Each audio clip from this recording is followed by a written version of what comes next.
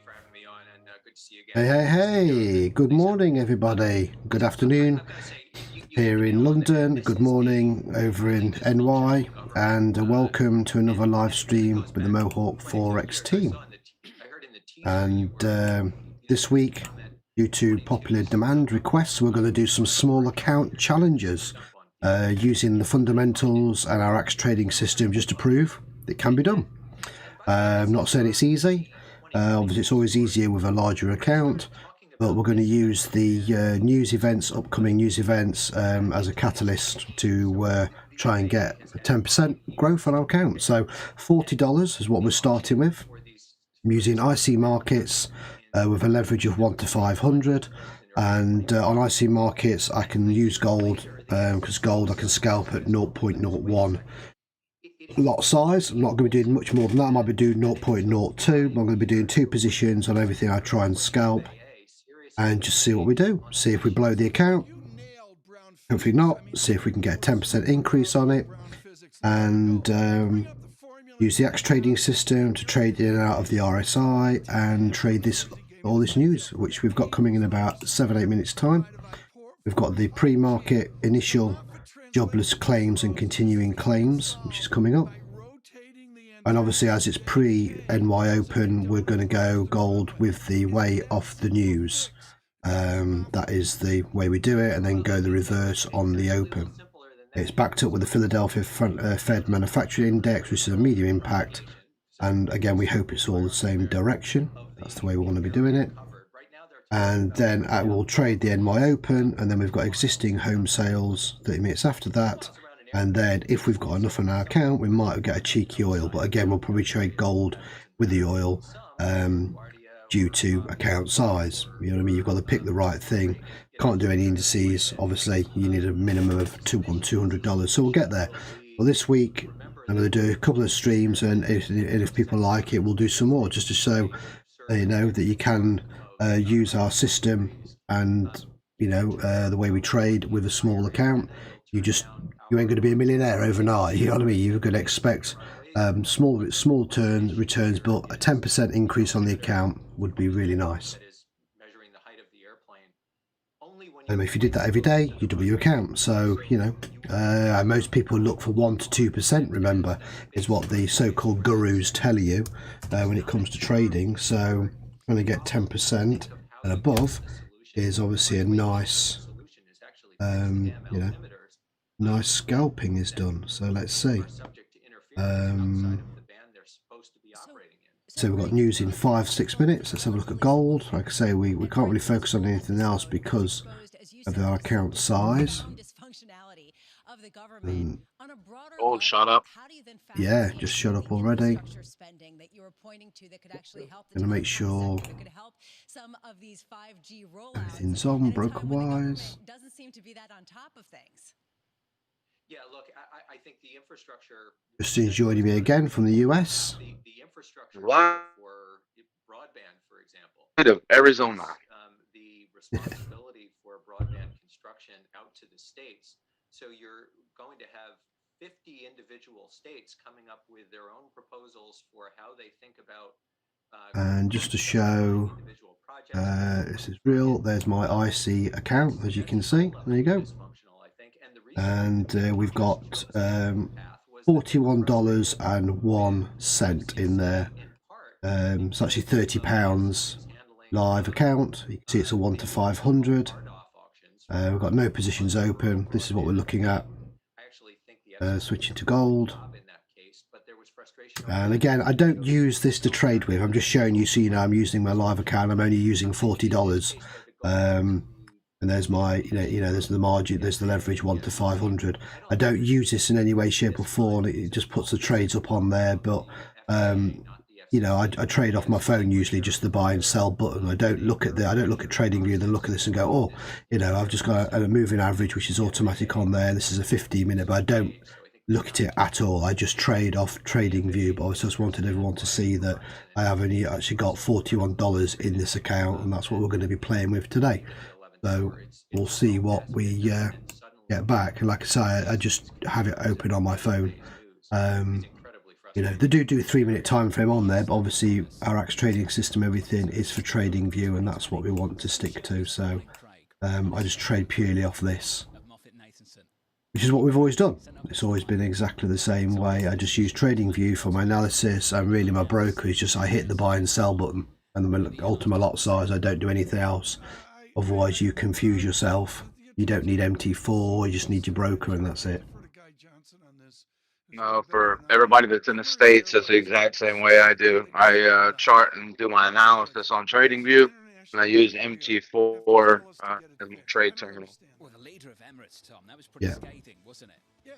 Unfortunately, we don't have IC markets in the US. It's not offered. I know. Sometimes I wish it was. Each and every time. I know, it's a good one. I'm not focused today. What Tottenham did, I'm just not focused. Pumped up after that Spurs win. Yields in 3, 182.90 on 10s.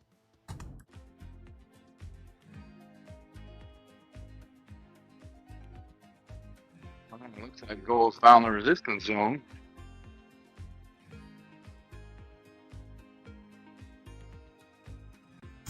Yep. Got a heavy resistance, so we're hoping for, what, 2 minutes to go. We'll keep on this chart now.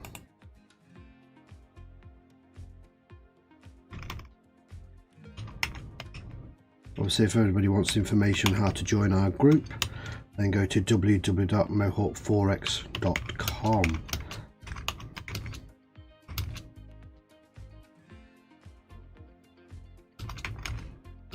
Our Discord trading group.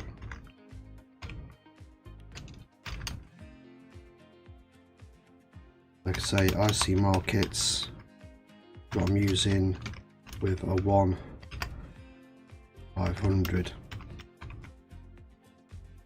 leverage, which is what you've got to have when you're trading with a small account if you want to make it work. Trading gold only. The countdown is good, so let's have a quick look at gold. Like you see, it's broke that level of 1820 finally, which is 1835, and is high at 1843. So really climbed. We had a re-entry point we could have had here. Look, just a few minutes ago. Like I say, lot sizes. I'm just going to go 0.01, 2 positions. Margin required is about $3. So that's why gold is a good one for everyone to scalp with. It's probably the that and the SP 500, but gold's really the one if you're going to have an account of $100 or below. Particularly, like I say, IC markets, it's good. Commission is about 6 cents per trade as well, so it's pretty good. So it's a great one for practicing on a live account with. That's what I say to people: if you're doing a demo account, try and put the funds in that are going to be the same as what you would trade live. And if you only got $50, like I said, I don't recommend it. This is purely for entertainment purposes, because I got asked to do it. You know, I recommend $500 to $1,000 ideally for starting, but let's see. And obviously, you know, stop loss. I'm not going to get time for a stop loss on this. As soon as I get some green on this, then I'm going to take my money. Obviously, if it goes against me, I'll get out with like a $1 loss, something like that. That's the kind of, I've got it in my preset in my mind what I'm prepared to lose on these trades. But I haven't got time to set a stop loss because I want to be in and out. By the time I've worked it all out, the trade could be over. There we go. Let's have a look. The continuing jobless claims news. Wait for the figure to pop out. The European energy complex has been incredibly fragile for a number of months now, and it just seems to and it's actual, it's all worse than expected looking there.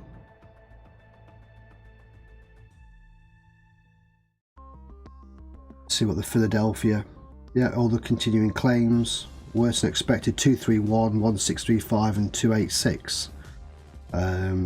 Philadelphia probably be as expected. So let's see if we can get any sells on gold. Let's see what happens. Let it fly. See, it probably might go the opposite way initially. Manufacturing Fed is good. The counter one on there, which means we can probably go both ways, so I'm just going to wait and see. Let's go to gold and have a look. Got up and then we backed off that wick, as you can see. On the Nasdaq 100 at 123 with some jobless claims data in America. Let's get to There we go, jobless claims. I'm just going to mark that on there. Interesting, we see jobless claims bounce up to 286,000 for the last week. Of course, we did have a holiday. Jobless claims. We also have the fact that a lot of people may be out of work because of COVID. Again, you could have taken a sell after. If you missed the initial news, that's what you've got to do, is wait and catch the pullback here. So we could have got a sell in on here even with a small account. Obviously it's spiked up. We want this to drop. RSI is powering up at the moment, so it's going the opposite to the news, which is what you'd expect normally. We're trying to go with the news on this one. So let's just see. We'll watch it. Listen to Bloomberg as well. Look, there we go. Big jump there. We're taking a look also at the Philadelphia Fed, and the Philadelphia Fed index comes in higher than expected at 23.2. And the good news there is we saw last week the Empire Index for New York manufacturing was down considerably, particularly in the areas of so I'm down about $1 at the moment, so we're just hanging on, just waiting to see. Philadelphia Fed number goes up, so it may be. But this is what we're basing it on. COVID and the fact that New York was hit harder than other places. The prices paid index for the Philadelphia Fed at 72.5 versus 66.1. So still seeing inflation pressures out there. Mike, coming off the back of this, yields in just a little bit more. Session lows now on a 10-year yield down by 4 basis points to 182 on 10s. Yields at the very front end down 3 basis points, still just north of 1% at 1.029%. Futures still elevated on the Nasdaq 100. I've got that up 0.8% on the S&P, up about 21 at 4 or 0.5%. Two camps here, Tom. Two different interpretations. Mike went through one. The idea being that this is Omicron related, it will fade in the coming months. Then there is another camp of economists out there at the moment who worry that the Fed is making this pivot just as this economy, Tom, is starting to slow down. Let's go to Mike McKee quickly here before Neela Richardson. Mike McKee, there's 3, 4, 5 Fed camps now. What's your latest calibration of the January meeting of the Fed? Did they do something, or is it a snooze fest where they're not even going to ask you a question? Well, they better ask me a question. We'll put it that way.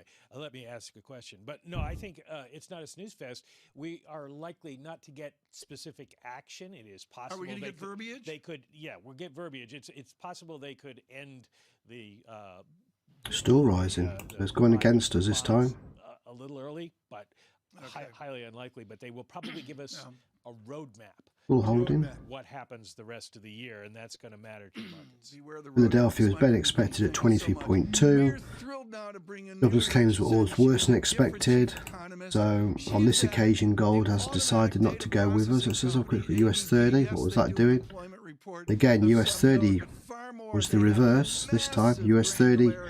I'm going to mark that because it's good for back testing. Because again, when you look at news events, you want to back test and mark out the ones that work and the ones that don't. Obviously, jobless claims were worse than expected, and US 30 went up. Again, is the reverse. But we couldn't trade this with a small account. If we'd been on a bigger account, we'd have got a win on this one. But you can't on a small account. Obviously, US 30. You need of a minimum of $1,000 or so to trade it. Even though they were the hardest hit by those widespread closures in early 2020, but they've had some challenges. So what I might do is wait for this to hit resistance and then put a couple of sells in on gold as it pulls out the 86. And then if I'm still in loss on the other two trades, I can extend those ones and break even, so we won't have done any damage. I'm just waiting for that now. At the same time. And when you talk about granularity, because again, if you're just using 0.01, you've got plenty of margin. My smart stop out's 50%, so it'll automatically stop me out at that level. Let's build on that, especially in light of the softer than expected. Let's see if we get a rejection or pullback on here. John was indicating earlier, this is an indication of a softening and perhaps a less tight labor market than many. So we'll just watch that and listen to Bloomberg. The granularity that you've just been talking about. So we're about $3 down on the first trades, and we're about 60 cents up on the second ones at the moment. I'll show it all when we're it's a slow run and see. And we've got an hour till the open. On the open, I really wanted to trade this way. I say it doesn't always happen, but usually with gold, it usually goes the way of the news, but this time it hasn't. It's gone the way of the Philadelphia one. But we're at resistance. This is the ideal time to think about selling, to watch the RSI at 86. It's in the high zone. You could have got a buy in, like I say, here. The buys. We'll just let this fly. Like I say, we're only risking $40, remember?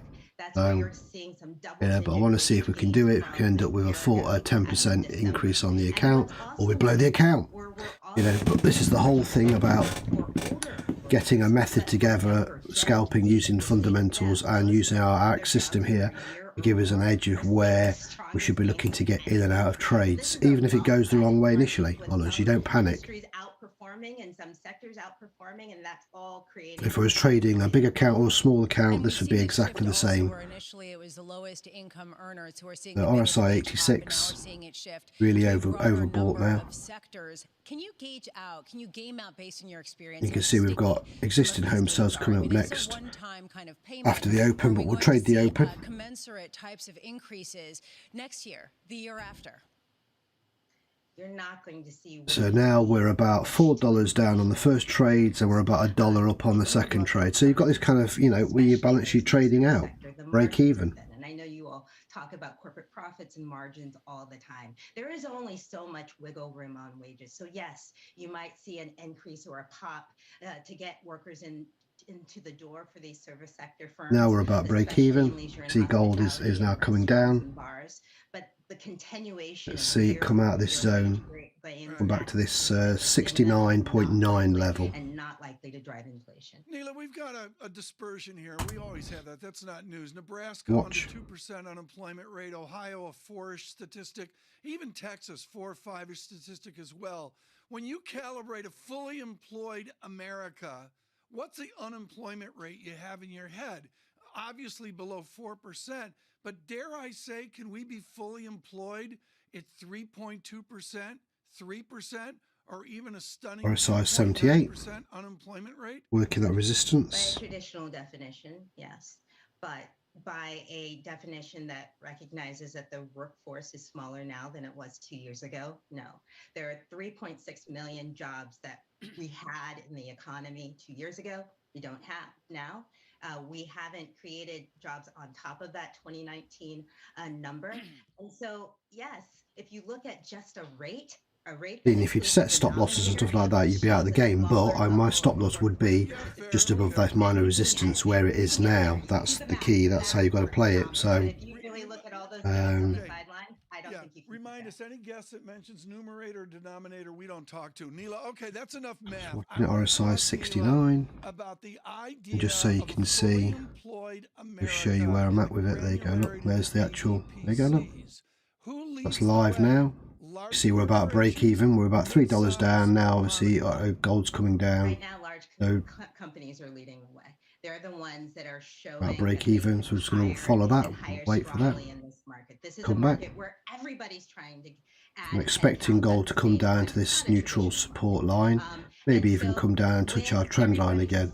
At which point, well, we should have some profit and we'll close out. The faster you can go, and that's what we're seeing. Let's see. Large companies, they're really outpacing in terms of gains. Yeah, we're in profit now. I don't think so, because if history is any guide, like I say, we're only looking for 10% across all. Worker gains. In fact, in the previous expansion, small companies produced 2/3 of the net job gains. So yes, in this time of transition, bigger companies are leading and winning. That wasn't true through the whole recovery. It's true now. But I suspect that small firms gain ground once the economy completely normalizes. So we're just below points of interest line now, and we've got 100 points down to this. Yeah, there you go. Look, 156. It's the wrong kind of upside surprise on jobless claims in America. In at 286, the survey 225, the previous number a revised 231. Here's the price action off the back of it. Bear in mind that we have done a ton of work. in this treasury market over the last 2 or 3 There's weeks. 60,000 more. So yeah, it was a poor. Look at treasuries now. Yields coming back in. Hence why gold shot up. It was so bad. I mean, usually we go reverse with gold majority of the time, but it was so bad. Actually, it shot up this time. So up 21 on the S&P. We advanced 0.4%. Nasdaq 100 futures right now by 0.9%. That gain, Lisa, was about that one 1% definitely just caught me moments by ago. surprise. So, trading the obvious way off the back of the wrong kind of upside. yeah, but now it's coming back. If we have a Like I say, I'm break even now. I'm actually about $1 up. Like I say, remember, I'm only looking to get $4 for the whole session, so we'll just see. Let's see if it pushes down 68, come all the way down, like I say, from 8 to 8. Isn't quite as tight as some people thought. You've got to bear in mind where we're coming from here. We're down 10% or so from the highs on the Nasdaq Composite, from the highs in November. Nasdaq will be dropping. Up 30 basis points and some in various spots along the yield curve. And Tom, reversing just a little bit of that, a small bite of that this morning off the back of that jobless claims number. Again, we're data dependent. Claims have flipped. As the first thing out of McKee's mouth was Omicron, and I'm hoping gold will shoot down and then come back up again. I mean, it could go back up onto this, and if it does, I'd still hold. There's no reason to get out here. You know where your stop loss is going to be now, above here. Obviously, if it breaks above this previous high, then we're out and we're going to lose like 10%. But we'll go back in again and win that back on the open. So again, that's what you've got to play with when you're scalping with small accounts. You can't be doing this 1% risk all the time, unfortunately, because you're going to get stopped out within 2 seconds and just keep losing and losing unless you get a straight win. Like Justin says, this time gold went against what we usually do, but we still stick to the same plan. But the news was quite bad. I think it was such a big shock that the claims there. He joins us on Bloomberg TV. Looking forward to that. Heard on radio. Now it's going to range look for a little bit. Here's Bloomberg. RSI's gone back to 72, but we're still holding. So we're not closing any trades. We're not doing anything at the moment. We're just hanging on because we're about $1 down. So it's fine. And even if it goes back up, I've got enough leverage that if I want to, I could put 2 more sells in at this price here.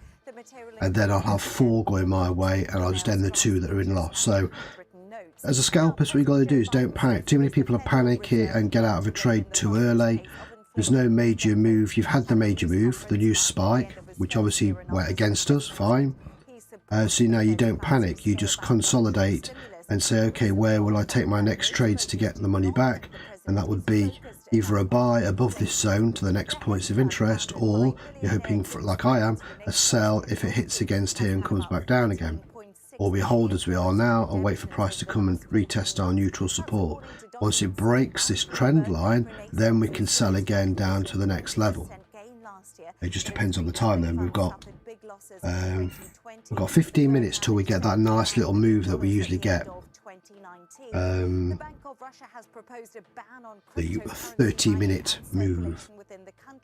The central bank says that crypto is being used to finance terrorism and other illegal operations. It also says that they limit Russia's monetary policy sovereignty and make it necessary to maintain higher interest rates. Global news 24 hours a day on air and on Bloomberg Quick, powered by more than 2,700 journalists and analysts in more than 120 countries. The NY open up. And obviously, you know, with a small account, we want to be out off the trade by the time we get to the open. So bang. I'm just going to end that now. Excellent. There we go. Right, I've just ended my trades there because we got some profit. There we go. Look, I'll just show you so you know. Bang, there you go. There was a couple of trades I took earlier on for put today, look. So there's today's. So there we go. So that's how you do it. Now I could have held on and see if these come back, but obviously I'm just happy to take. So obviously we won. We're up $3.34, so 10%. So we're already there.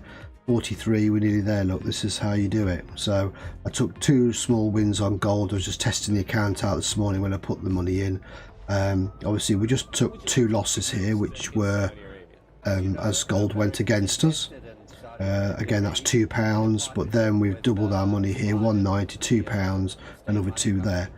So there you go. So we're up for the day, $3.34. We started with 40, so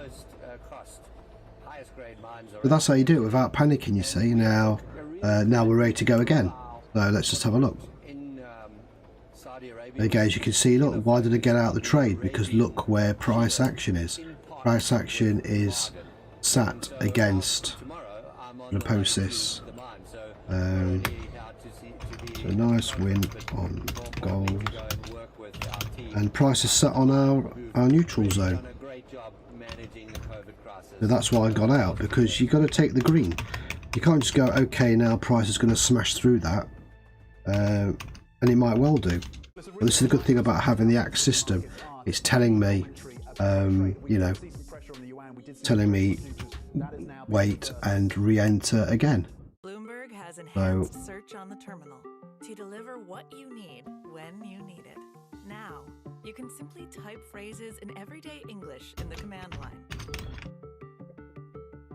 Compare financials. Find people. Analyze markets. You can enter phrases. There you go. So I was bang on live now. RSI is 60. We'll see if it breaks this zone or bounces up, because now we could get a double top, you see, so it could bounce from here and we could be taking a buy back to that next level. And again, just have a look. 50 cents is about 100, so there's more on the table there. You see what I mean about taking positions at key levels? So I took, you know, we took the sell here, went against us, didn't end it because I knew there was a resistance level coming. And there I took 2 more sells to counteract, and as soon as it got profitable, I was out of the game. I'm not being greedy, I'm not assuming that house is going to smash through the floor and I'm going to make $10 on a $40 account.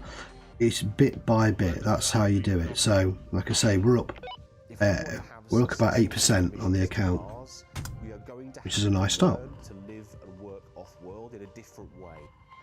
And obviously this is how you trade. It doesn't matter if you've got 1,000, 10,000, 100,000. This is how you should be scalping the same amount. Obviously you just alter your, you know, your lot size, but in terms of how you trade the news, this is what you've got to do. And obviously, like I say, my stop loss would be here, the last previous high. If price had broken through this level and finished above this zone, then that I'd take the loss. But I had a good idea that price was going to bounce off that, at least get back to our neutral support, and guess what? It has done. So I ended the 2 losses and then took the 2 wins. So, you know. I got 213 off of that one. Oh, them were the days when I was winning 200. Hey, listen, I'm happy with my $3.34, bro. Yeah. Will that get me a Taco Bell over there? Might give you a cheese roll up. It's a surveillance process. We look at experts. We try to go to experts. But this is what it's all about. I mean, you know, this is how I scalp day in, day out. Regardless of my account size, my methodology is exactly the same. The way I do it. I've learned not to panic now like I used to do. Well, honestly, everybody does. But what you need is a system like the Axe system, like this here, just to help you, so you can see where your levels are. You know, why I ended that trade, why I got into the trade, why I didn't take a loss, you know. Points of interest, these support zones and resistance zones, price action, the trend lines, it all adds up to give you that confidence, give me confidence. And it's not always right, of course, you know, price, I just saw it, the news even can go against you, but the majority of the time, it's the way we anticipate it. I had the same conversation with somebody the other day. Yeah. You got to learn the characteristics, the market characteristics of the instrument you're trading, whether it be gold, whether it be Germany 40, whether it be GU. You have to learn key levels, psychological levels. Like you start to learn that the more that you trade it, and the more that you interact with it on a daily basis. You pair that with the axe trading system, and you can kind of filter out false signals. You can end taking bad trades. Yeah, you got it. Yeah, and that's it. And I'm sure there's other systems out there that do the similar kind of thing, but I've not seen them. But it's just when you're scalping on a 3-minute time frame, you know, because most traders out there say it's impossible to win and scalp on a, you know, small time frame with a small amount of money. I've just proven you can do it. You know, but you've got to have the right setup and the right system, but it can be done. Now we'll look for the open. Where some businesses are calculating that the risk might not be worth the reward. Axe called out a re-entry buy on gold. Oh yeah, it's getting there. If it gets to 75, is speaking right now, and he's talking about the negotiations. Could have a nice little buy up to the top. What we got? What we got? We got 100 points. Yeah. Now what we've got coming up in 9 minutes is the old. To this feeling that we increasingly the old blip we get, move, which is usually on US 30. Some details about how clients are preparing for the escalation that feels increasingly. We get a movement, don't we, this time of day? So let's see. So gold's 1844. So I look at IC markets. You see, I show you again. Look, if you look on IC markets, a broker, gold's 1844.18. on my live account, and we're 1844.78. Sorry, 1844.9, 1843.9. It's just dipped 9.6. So there's not a lot in it. They're almost identical. 1844.99, 43.99, 44.05. It's very close. So that's another reason why I like IC markets. I mean, that's why I don't quote out exact entry figures in terms of. I don't do pending orders really. I just say hopefully we're going to get 50 to 100 points, and that's based on trading view. But as you can see, IC markets is very, very close, whereas I've seen other brokers where the prices are way out. And obviously I'm using Awanda on trading view, which is what I try and do for all the things I trade. Because it's close, and again, people don't teach you this, don't tell you this. They just say get a broker, put money in, start trading, and then you go, hold on a minute, you know. And I've done it where we've used to set back in the day. We used to do pending orders, you know. It would go in my direction, but then we reversed before it hit my TP because the numbers were different. So again, I'm not affiliated with IC markets or get anything from them. I'm just saying in terms of scalping, I think they're the best, and obviously the one that Justin uses in America is probably the equal to IC, as close as you're going to get, really. I was going to touch on that too. I use LQDFX. To your point there, the one thing that a lot of people don't understand is whenever these gurus or mentors are turning you on to a group, they're also an affiliate for whatever broker that they use.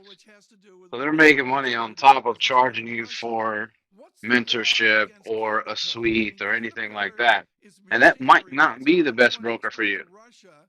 Yeah. So always do your research. LQDFX is pretty well aligned with what Roy uses in IC Markets Global. Fairly the same. The only difference in mine is I've got 1 to 300 leverage, which I actually do very well with, whereas Roy has 1 to 500. Yeah, exactly right. It's very important, and again, that's something we teach in the group, and other people don't. We're all obsessed with just teaching you to get in and out of a trade, which obviously we love to do, but there's a lot of homework before you even should press your first buy or sell button. You know, everything like we're just saying, from choosing your broker to loading your account to lot sizes to margin to leverage, the whole thing, and a lot of it does get swept over by a lot of like you say, so-called gurus and mentors who don't want to divulge, like I've just shown you, you know, the leverage I'm using, the account size, and I've got bigger account sizes. Obviously this is just, you know, for entertainment, just want to show you how you can do with a small account. So and other people won't show you that kind of stuff. But they're quick to show you their 100% winning trading system, you know, which we all would love to have, of course.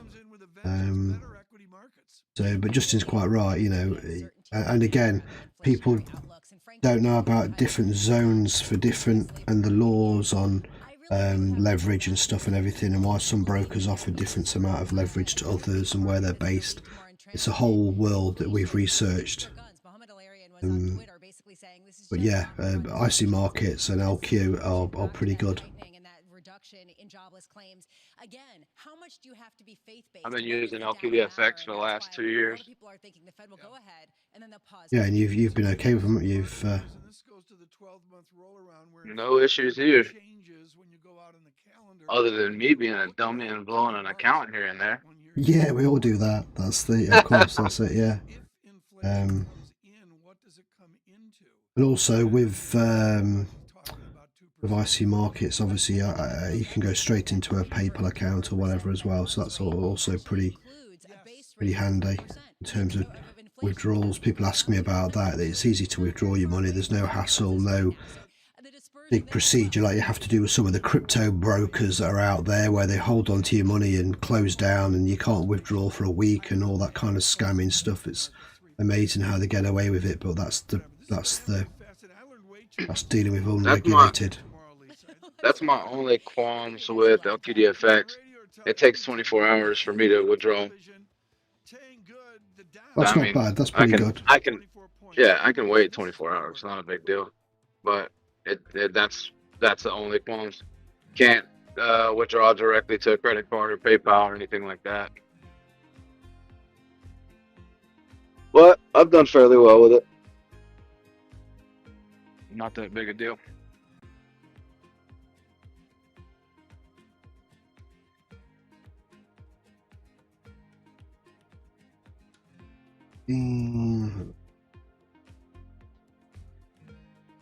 Sec.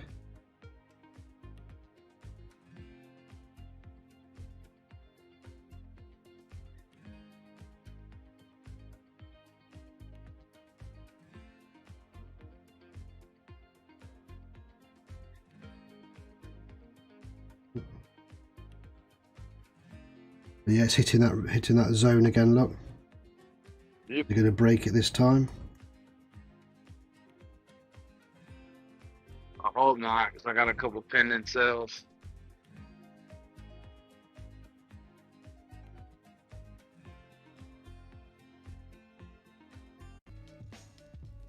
RSI 73. Let's see if it gets that 75 zone. I'm not rushing to get back in because I want to see. We've got 2 minutes till this the blip. See if we get a move. You can see how much moisture is held into this. It's a lot of organic material into the compost. So it breaks down, the manure and the straw breaks down into a friable mix that can be mixed into your soil in the ground and for growing a whole range of different vegetables. Holds the nutrients in, holds the water in, and it really increases the kind of biodynamic profile of the soil. The recent price spike could mean more farmers going organic for the long term.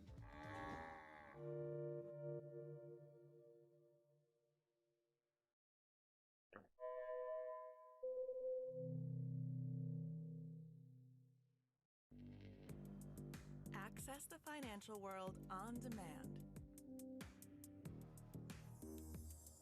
Hear from leading economists, zone's flickering, policymakers, and industry experts. Yeah. Via live and on-demand webinars, only from Bloomberg. Gone, disappeared. You see, so when it disappears, that means we could be getting a break. So let's get ready. I'm just gonna.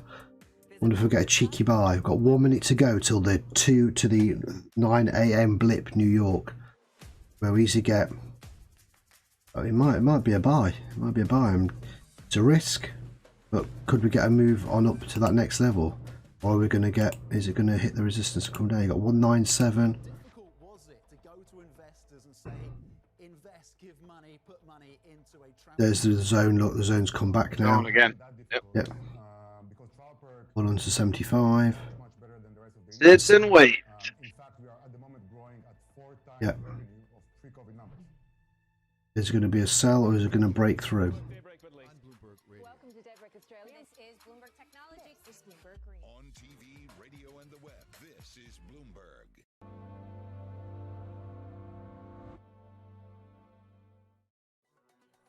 Bouncing back this morning from New York City. Good morning, good morning. Your equity market looks a little something like this on the S&P, up 0.5%. The countdown to the open starts right now.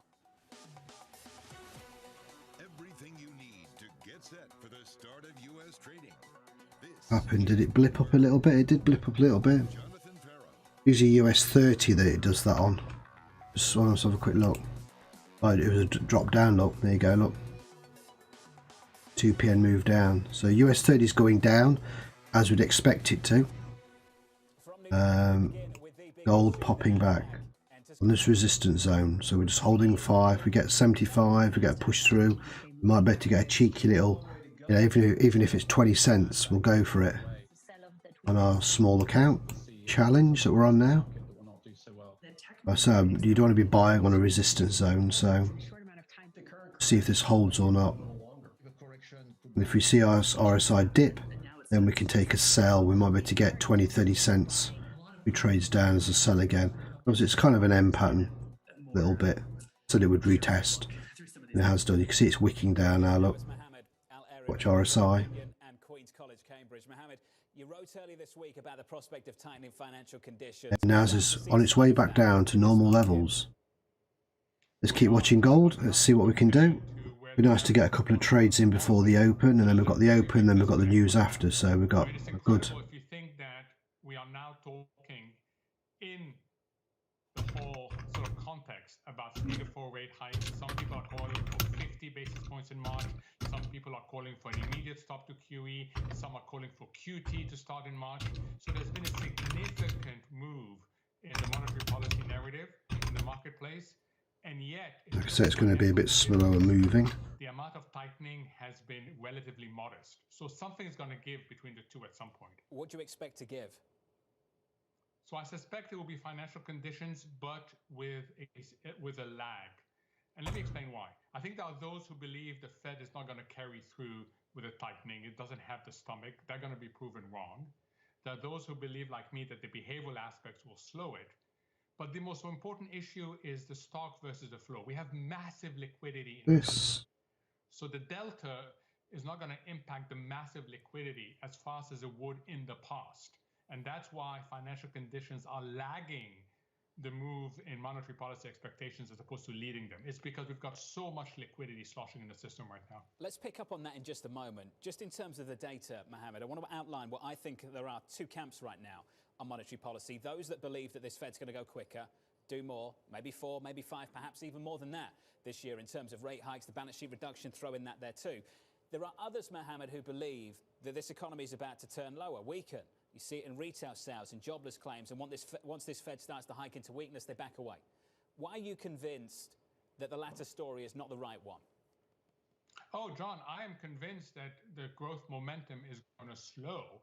I can point to 4 reasons why the growth momentum is going to slow.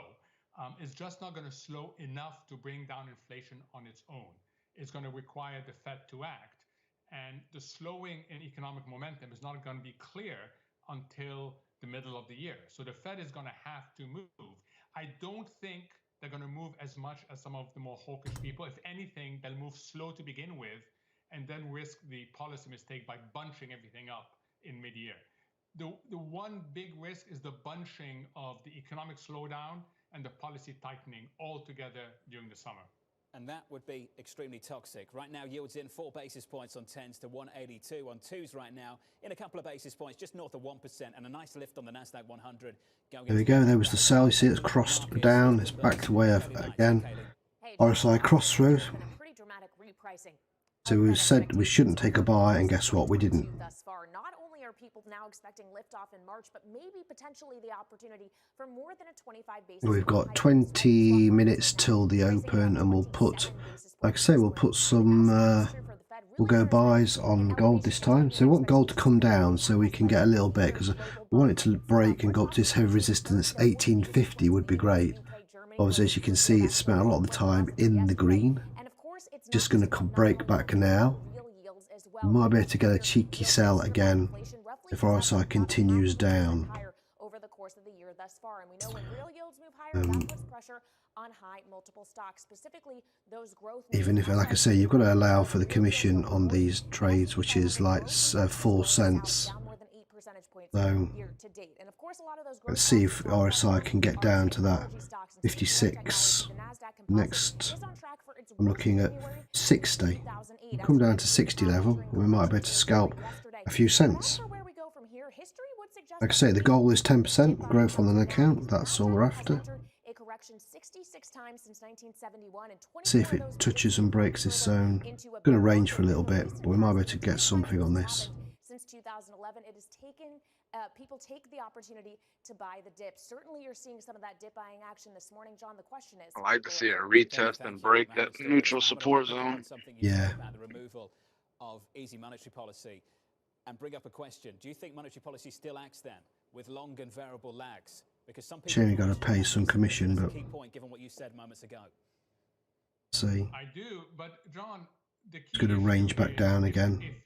If you just came to me and I told you PCE above 5%, CPI above 7%, unemployment rate below 4%, the labor force participation is not moving up, where is policy? You would probably answer at... It was going to retest 62. Can we get RSI 61? Come on, give us 61. Massively accommodated, and we're going to continue to be accommodated for Give us a 61. So you've got this very strange situation whereby people are absolutely right in saying that the Fed has to tighten, but they don't realize what the initial conditions are like. And that's why the marketplace will have a lot of liquidity. They say it could be a retest. If it is, we could sell again at the top. If not, we'll hold and sell and see if it breaks down to our neutral or goes down to our baseline, you know. So I put a line on here because got a line on here to show everybody what we mean. We're talking there is our potential TP or thereabouts. TP1, look. Yeah, I think the lesson will be the same lesson as coming out of the global financial crisis, which is that people got stuck with an old paradigm. The new monetary framework makes total sense if you live in a world of deficient... Crossed over our average, so we're below the average. We know it's going to range. You can see it's got a retest point here. Look where it is now, 62, 64. You can see he's here. One, reject, reject, reject, reject. Now we're at the same level here. So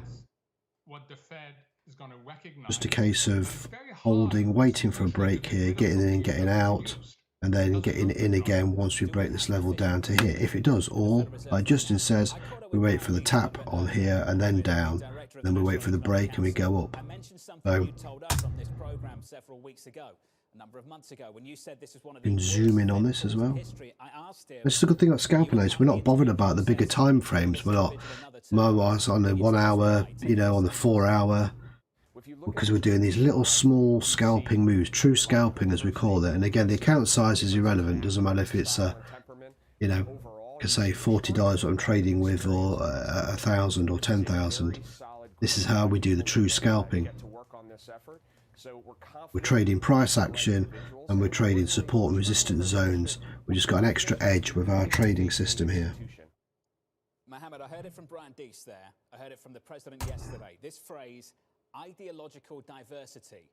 Can you identify ideological diversity in the Fed picks? So my understanding is they're referring to cognitive diversity, that you have 5 nominees that come from different schools of economics, different experience. So that's what I took as cognitive diversity. Really, 3 taps to that zone and then down goes Frazier. But we're going to get, I think it's going to go up again on the open. But I think the key issue is the cognitive side. Might not, but I mean, we'll see. Having said that, Can go both ways. Because I've got to look at a lot of things with fresh eyes. This is not just a repeat of what they've been doing. They've got to change track completely. Peter Cheer suggested, Peter Cheer of Academy Securities, that maybe this is just jaw. Typically, whenever we get a jobless news claim like that, it's usually 10 points or more. This one was only about 5, which is half usual. You look at gold on a larger perspective, not necessarily a larger time frame, but if you look at it across the morning, you can see that it's well overbought for the day. We stayed green for quite a while this morning. Yeah. So, means that financial conditions, and we still need to correct from that rise yesterday. Okay, so look at financial conditions. That's going to tell you a lot. about Yeah, whether that's they're it. just words. I'm still eyeing a return. It may not be today, it may not be tomorrow, maybe Monday, but I'm still eyeing a return back to that 1820 retest before we come back to where we're at now. Yeah, I agree. Yeah, I think we will get that. It doesn't say going to go 1800, but I think it could easily go 1820 again, like you say. Have to focus on getting inflation back down. We're going to see a Fed funds rate that's going to get to 3% minimum in the cycle. We're up the resistance level here. Look, see if we can get some sells off on this. We got to 2.25%, 2.5% back in 2018. Again, same situation as before. 3% minimum. Your response? That's ambitious because it may break something. John, where Bob is absolutely right, they are starting late. They're starting very late, and therefore the window for an orderly normalization is quite small. I was listening to one of the other gurus the other day, the YouTube gurus. Yeah. January. And not just March. the day that we broke 1800 and we got to 1820, yeah, he was calling out gold to go back to between 1760 and 1730. I was like, you've got to be tripping. Quickly the expectations of at least 2 to 3 hikes. And John, really important, explain to us maybe when the world crashes again, but not anytime soon. When a lot of people had moved on from that. Unless they do that, restoring the credibility of monetary policy is going to take a long time. Is that a need or an expectation for next week, Mohammed? So that is what I think they should do. My expectation is that they're not going to do that. Mohammed, it's good to catch up. As always, good to hear from you, my friend. Mohammed Al-Arian, Bloomberg Opinion, and of course, the president of Queen's College, Cambridge. Your bond market has a bid. Yields are lower by 4 basis points on 10s to 182. Some movers ahead of the opening bell. Here's Abby. John, we're looking at a tale of 2 stories for 2 of the major airlines. We have the shares of American Airlines topping, while United down just a bit off of the lows. Now, American Airlines up 2.4%. Both of these companies put up in line to slightly better fourth quarters than expected. If it's going to break that, we could be in for a buy, but I still agree with you. I think on the open, this is going to retest. I'm looking for buys on the open, but this could still be a retest down to just above our neutral. That's what I'm going to base it on. Again, I'm following our baseline. Look, you see, so that's what you do for scalping. Follow our baseline, so just above that area here. I'm going to mark this as the open now as well. The open. Abby, thank you. Coming up on this program, President Biden leaving inflation up to the Fed. I respect the Fed's independence. A critical job in making sure that the elevated prices don't become... RSI 71, about to cross. 75 will be a re-entry point as it breaks that zone. The zone will disappear. But vice versa, we also get a retest down to here. And again, we're looking at 100 points maybe of that. Look. Yeah, 200. Again, no panic to enter a trade yet.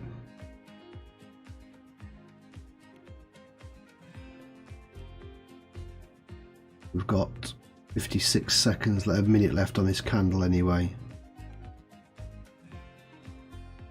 We'll usually find out when the RSI hits this average. It can again use it as a support and resistance itself and back away. It's 70, look. Again, it's on resistance.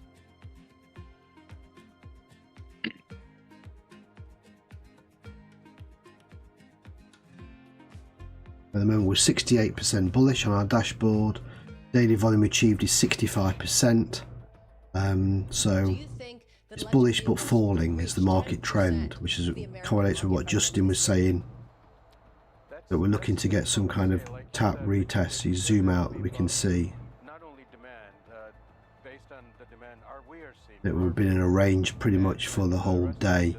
Now we're going to break, so now we usually want to retest before a continuation or it breaks below. See that it came a long way from all that bad news earlier on. The 1805 with our level set here. Click through Asia, we've been yep. From Asia, we've been ranging between 1842 and 1838. Yeah, 1810, yeah, 1810 was the bottom there, all the way up, ranging, bang. And I say it's already this is a good thing about our zone. You see as well that blue zone's there because it hit here, look, multiple times. and now it's back again. It wants to go higher. It got a little spooked by the idea that Barely broke it that second time. And then it formed a new resistance zone there, and it's tapped it the second time at this point. Let's see, we go back down to neutral. And what does that mean? Yeah. Combustion engines get electrified. RSI 70, you see. Still 15 minutes to the open. Yeah. 14 to cash open. Bloomberg is fastest Yeah. with the numbers. And Beautiful. DOGE. Oh yeah, Love yeah. it. Yeah, nice, yeah. the fastest numbers and analysis you trust.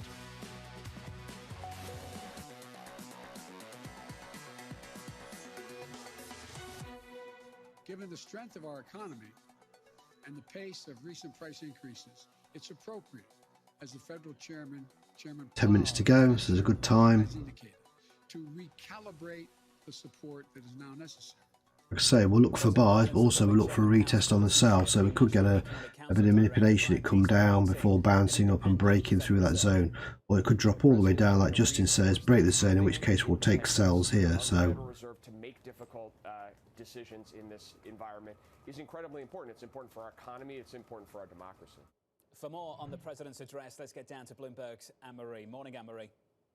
Good morning, John. Well, while the president yesterday said that he doesn't pay attention to the polls, clearly 7% inflation is something that is looming over the White House. The president, in his 1 hour and 52 minutes address and questions from the press, he hit inflation right off the top. First, they're saying that it's the Fed's purview, inflation, and he thinks that the Fed right now, giving higher consumer prices, needs to recalibrate. He then outlined, which really is, Jonathan, a continuation of policies and actions the administration was doing last year. 3 things he wants to continuously focus on to fight inflation: supply chains, wanting to encourage competition, and then also build back better. And Jonathan, here is where the president also made more news.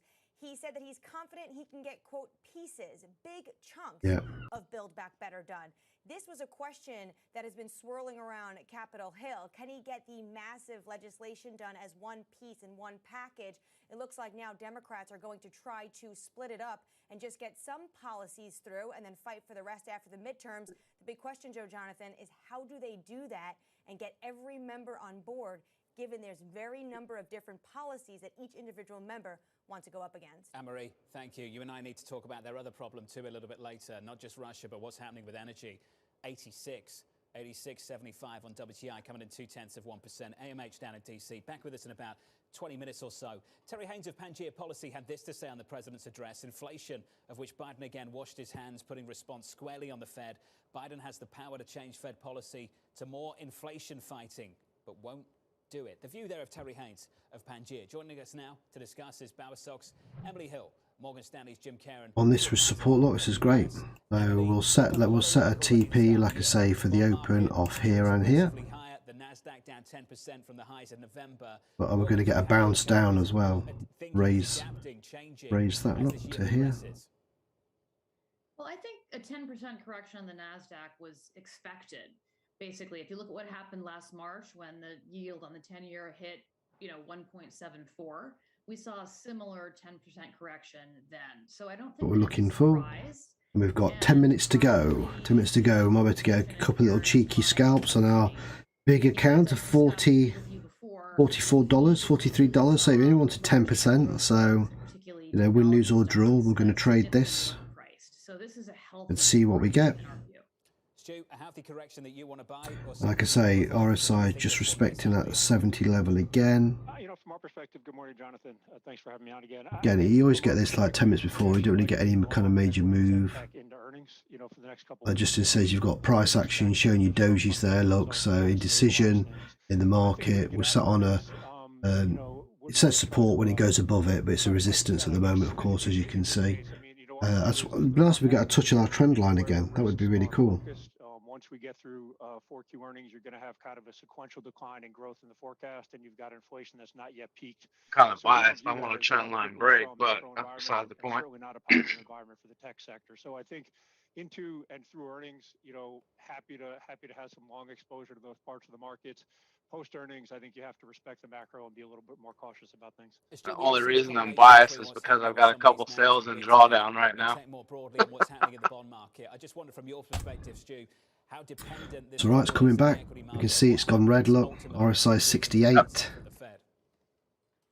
I think it's very dependent. Nice if we can get a couple of cheeky scalps before the open. Let's see.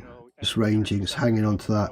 See how it's changed now from minor support to resistance, because now we're back under the level again, you see. So the good thing about our axe trading system tells us all the information we need to know.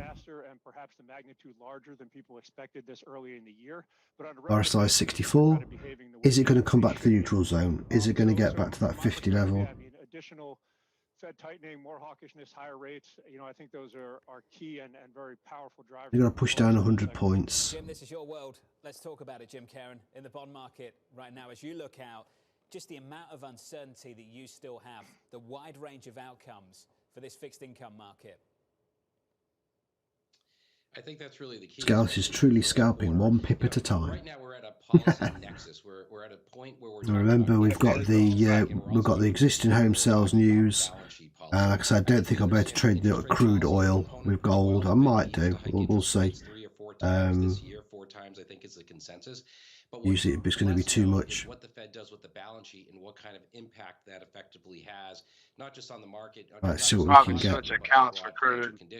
See what we can do on here. Oh, I'm coming down. Retest down. Interest rates are repricing higher. That makes a lot of sense. But credit spreads are actually yes, done it. Well, hey, what do we get? What do we get? I got a couple of losses and a couple of wins on that. I lost 38 pence and 31 pence, then I made 95 and I made £1.06. Yay! I got a couple of cheeky scalps away again.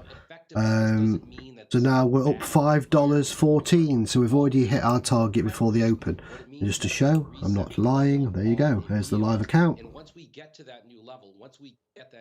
We started with $40.40 and now we're $45.41, and they're the trades we've done since we've been live. And like I say, we're up $5.14. There you go, just scalping gold, just using price action and the news. So you're going to expect these small losses. You are, because these are counter trend trades. I got in there hot, didn't come my way. Yes, it could go down, but again, I'm not greedy. I'll take, as soon as I see, a big percentage, 10%. If that was $1,000 account, I'd be $100. We do that regularly. This is what you've got to do, and this is why you end up with 25, 30 trades. Doesn't matter. This is a winning setup, and again, that was down to price action. So, like I say, there's the live account, and we're £33.30. So we're up £3. That buys me near half a pint of beer here, nearly. But like I say, what we're trying to prove is that this system, how you scalp, true scalp, and you just load your account. And this is the good thing about it. You load your account and you practice like this. Like I said, I love trading demo, nothing problem with trading demo, but you have to go to a live account to get over that fear factor. And they'll go, look at that, I could have got more. Am I bothered about it? No, because I took the win. Because we're getting near the open. We're 5 minutes to the open, so I've got no positions open at the moment. We're just waiting for The psychology hits different whenever it's a live account with money out of your pocket. It's completely different than demo. Yeah. Oh, whether it's like this. Yeah, sorry, yeah. Whether it's $40 or not, doesn't matter.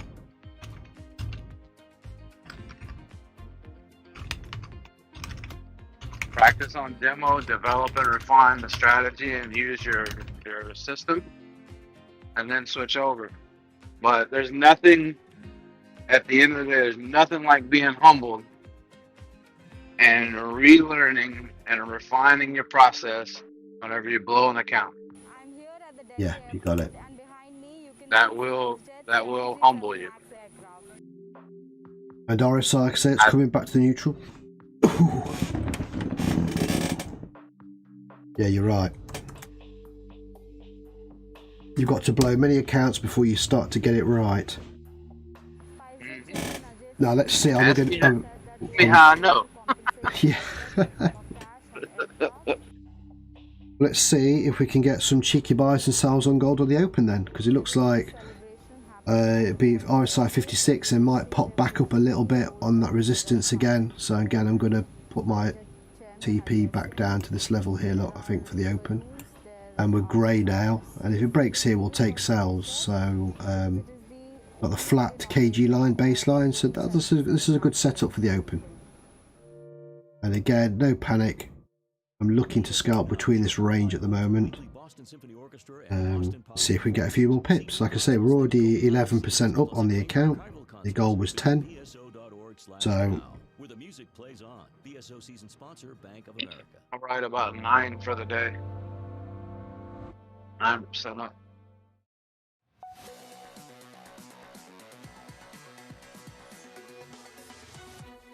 When you look at the price action this morning, think about where we've come from. Down 10% on the Nasdaq Composite from the November highs.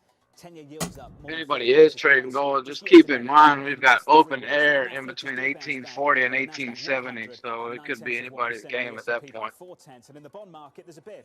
Well, 1845 up to 1870, that's where we peaked at October, I believe. Yeah.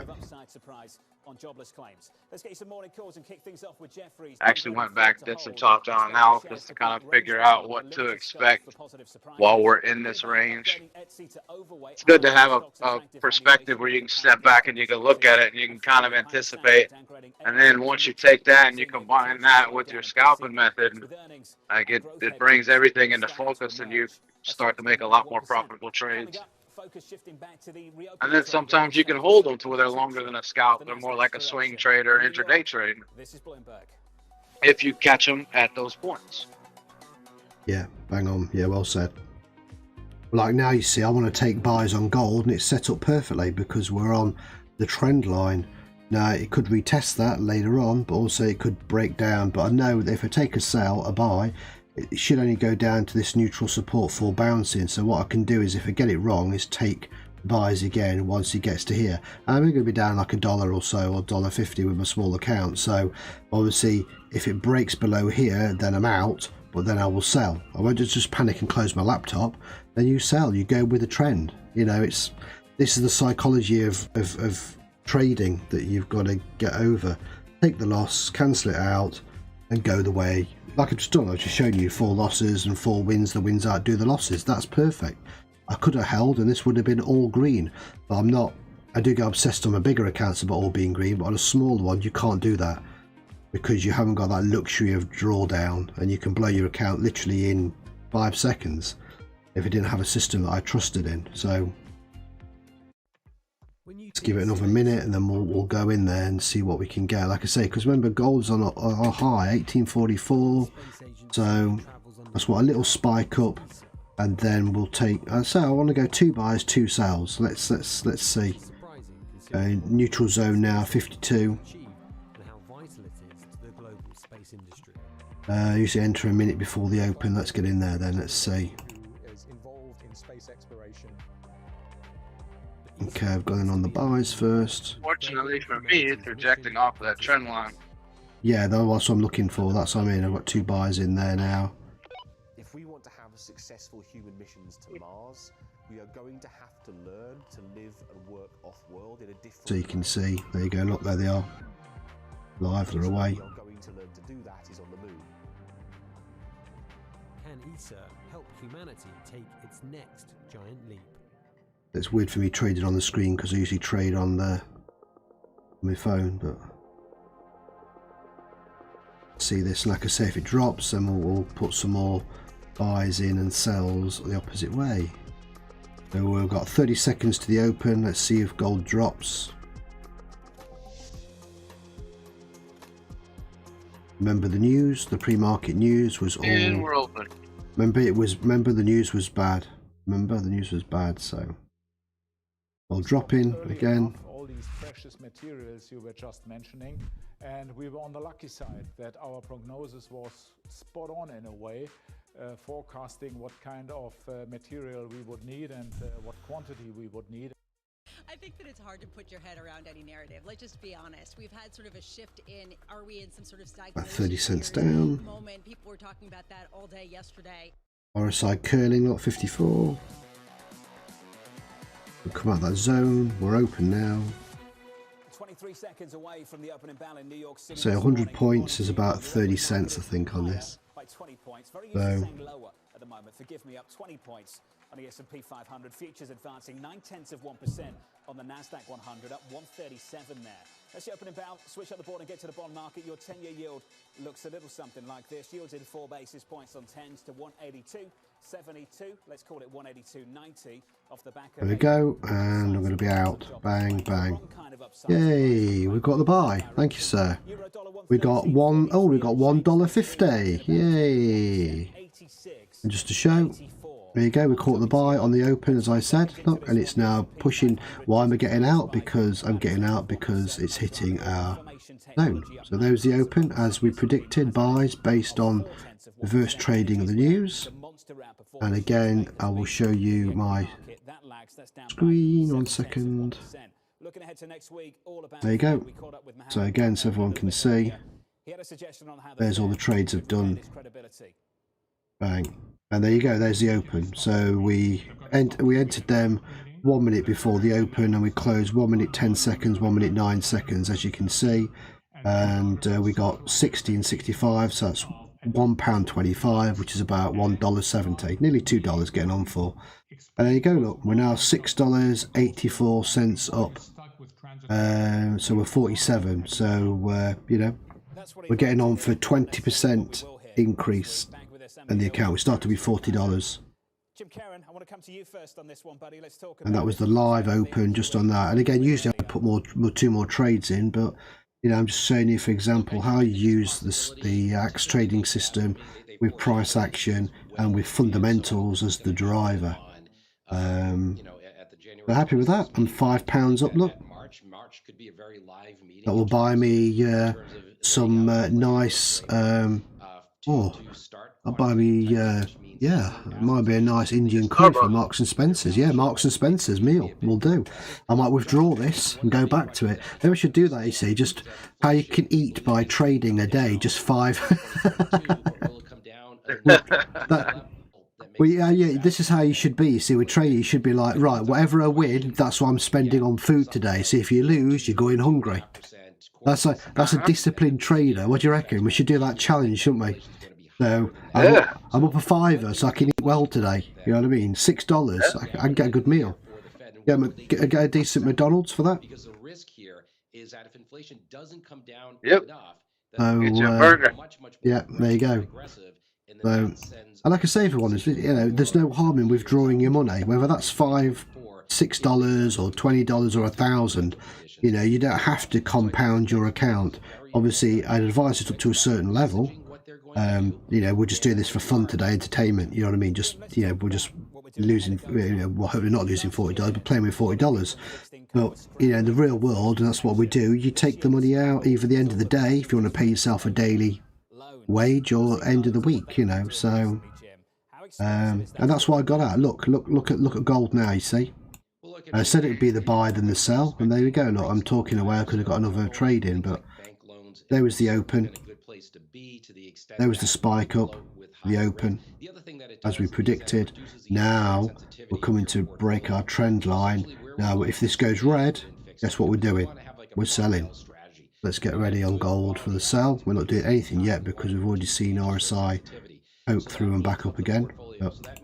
Bouncing back and forth right now. Yeah. But also getting into assets with more credit characteristics that aren't exposed to higher interest rates, or don't necessarily have a looking like it wants to go up because they're just less rate sensitive. So really, I think putting these things together and baseline supporting it between something like, say, bank loans on one side and then some shorter duration, high quality credit on the other, and then being short some, treasury duration, for example, to play for this move at higher rates, seems like the right type of portfolio at this point. Emily Hill, can you take that a few steps further? Your thoughts on the same issue? We do like bank loans. A lot of money is poured into them for the reasons that were just stated. I think that one one of the things that is being missed here is some headwinds that are going to, you're already seeing economists readjust their GDP forecasts. And when you look at this particular variant, Love this. It's great. It's fun. is arguably the fastest spreading virus in history. But $40 is a lot of money to some people, you know what I mean? So it's, I'm not being frivolous with it. It is a lot of money. It's nice if you can make it work. You've just got to be a little bit more savvy with your trading. And there you go. Look, it's hit the TP now. Look, that we predicted, as you can see. 80% of those people are working. That's a lot of lost work days. No, you just don't rush into a trade either. That's the secret about this. You look how it's rejected out of the zone now. A lot of people would have gone, it's a sell, let's get in there. Yes, we could have sold from this doge here because of price action down to the trend line and got out. It could have been 10 cents, 15 cents, whatever. But you're not going to take a big sell until we're broken that. And because look where our RSI is, it's in that zone, our death zone.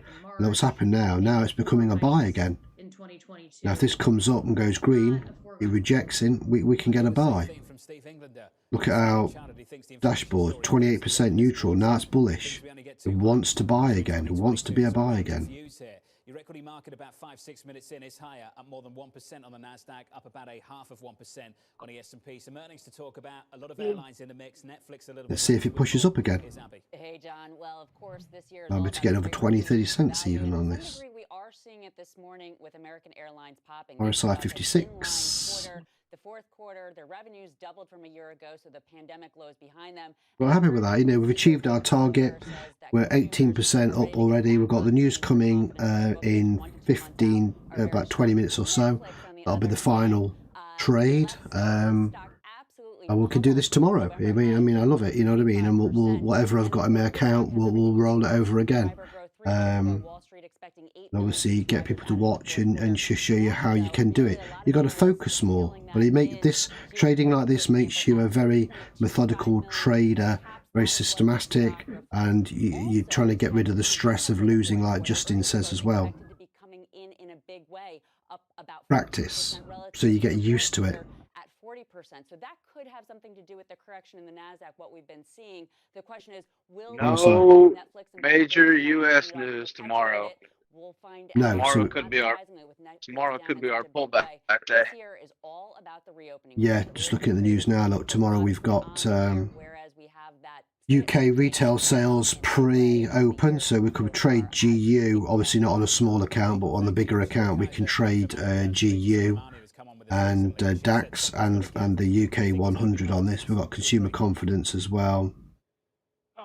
Late at night, and yeah, nothing. That's it. It's just speeches tomorrow, and Euro consumer confidence, which I'm not taking no notice of. Trading the Euro news is a surefire way to lose money. Corporate outlooks, and I think probably frame the consensus outlook. So if you're looking for what is going to drive. Brilliant. I just got 2 more trades there. Yeah, I got it. Yeah, I pushed up, and I got another 15 pence and 17. So that was 20, 34, so 50 cents. There you go. Look, I told you we'd get another 50-cent winner before the news. I did. There you go. Look, just to show. There it is. Again, that's about 5 pips or so, but that's what it's all about. But now look, we're up to $7.28. There you go. And it's low pressure stress scalping. It's what we're on about. Taking the green. We don't need to set stop losses because we've got our axe system here showing us where, this is where I'm going to get out the trade. If I'm buying, this is where I'm going to get out the trade. I've got my range. It says I'm going to scalp between this range, and guess what? That's what we're doing. RSI came out. It's 60. Perfect. Good indication to get back in. Like I say, you can trade these in and outs on the RSI all the way. You back test them. Every one of them is a good trade. Not 100%, but if you get in right, you could get, like I say, 5 to 10 pips per one. So you could have 1 there, 2, 3, 4, 5, 6. Just trading the RSI. And even with a small candle, we could have got in here for a sell. Could have got on here for the buy. get into the blue zone. Use this like a ladder. The next level is where you get in and out the trade.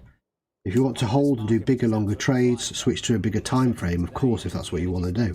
But the way we've got Axe system rigged up is to work perfectly synced on a 3-minute time frame, or 9. I mean, 9 is the good alternative. Works really well on the 9 as well. Can I finish there? Just how important the energy story is. On this now, we're looking for sells. I mean, really, we want to be, you know, we don't mess around too much in the same position, because we know if a price retests a certain zone 2 to 3 times, something's going to happen. It's not going to keep doing it forever. We're either going to get a break above or a break below. So, and we've got news coming up in 20 minutes or so. Sector is giving us no help in that argument whatsoever. That, you know, well, we just need another 60. We need another 72 cents, and we're 20% up on the account. This is a story that has, which is great. And when we think about, I'm gonna bet on a break below, because existing home sales are through the roof, which is not good news for gold. what we have to remember is that I know you're not in tune with it, being over there, but being over here and seeing the housing market, yeah, it is absolutely ridiculous right now. Really? Yeah. Prices are through the roof. Existing home sales, I don't know what they're showing on the news, but in, you know, the places that I travel in and out of, property values are way up. Home sales are they're waiting on a crash because it's so high right now. Wow. And I'm waiting on a crash because I'm looking to buy 5 or 10 acres the middle to end of this year. All right, come on, let's break that trend line on gold. From 114 from where it is at the moment. Here we go. Are we going to get it? Are we going to get a retest? It's possible. We're going to continue to work on trying to increase oil supplies that are available, but it's going to be hard. For a retest of that TP1 would be nice. Neutral zone 50. We're at the key level. See here, look at the flat average line. That's what we look for. Look, this is the 50. It wants to be 49, and it's in. Like I say, so if we can get another 60-70 cents, that would be fantastic. We've got the news coming in. Like we say, we've got the news coming in 15 minutes or so, haven't we?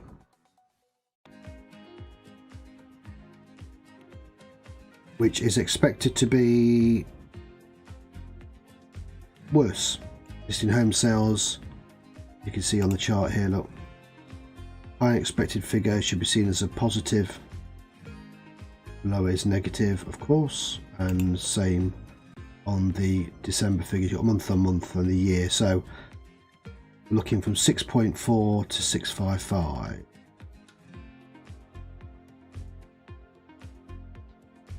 Hey, we just got 2 more cells away. Yay, we got out of it. I did it. Yeah, hit. Yeah, perfect. There we go. And I got 30 pence and 13. So that's another 43 pence, which is about what? 80. Oh, I'm nearly there. $7.87. Come on. Have a look. I'll show you. Look. $7.87. Come on. $8 makes us 20% up for the day. Scalping. There's another little in and out. Look. And that's what you do. When you're in between these news events, you just got to use the system to scalp in and out, get some green and get out. And why did I get out? Again, I got out of that trade because we've hit a key level. It's bounced off out. I told you scalp between 2 levels. Most people would never touch this because they don't know how to trade it, and obviously they're, you know, it's in a range. But for us, this is perfect. Now we'll go again on a sell if neutral 47 breaks and comes red. I know it's got a good chance of getting down to this level here. Look where this bullish divergence occurred. So 30 to 34 is a good, which is what Justin says, and that will take us past the support zone, which is a key level again, and we're talking 114 10 pips there, so we've got a good chance of another sell here.